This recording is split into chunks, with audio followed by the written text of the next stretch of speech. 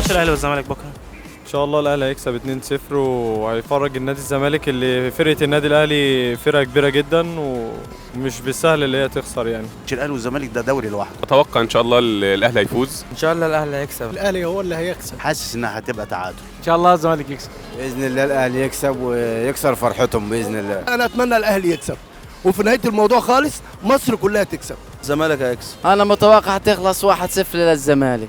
1-0 2-1 3-1 كده. ان شاء الله الاهلي يفوز 2-1. اتمنى تبقى 2-1. 1-0 للاهلي. 3-0 باذن الله للاهلي. 2-0 للاهلي. ان شاء الله الماتش يخلص 2-0 الاهلي. ان شاء الله الاهلي يكسب 2-0 فيما فوق. يسجل هدف.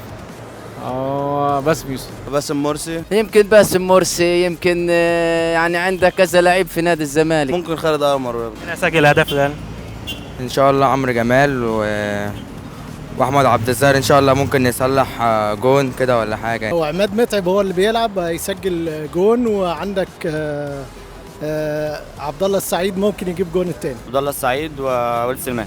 عمرو جمال وعبد الله السعيد. طبعا احنا قاعدين زمايل مع بعضينا، فينا اهلاوي وفينا زملكاوي، وده بيشجع نادي وده بيشجع نادي.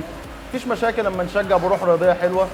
الكوره ما اتعملتش غير للمتعه بس، يعني موضوع التعصب دوت يعني ايه زاد عن حده قوي في مصر. يعني البلد الوحيده اللي الدوري بيتلعب فيها من غير جمهور هو مصر.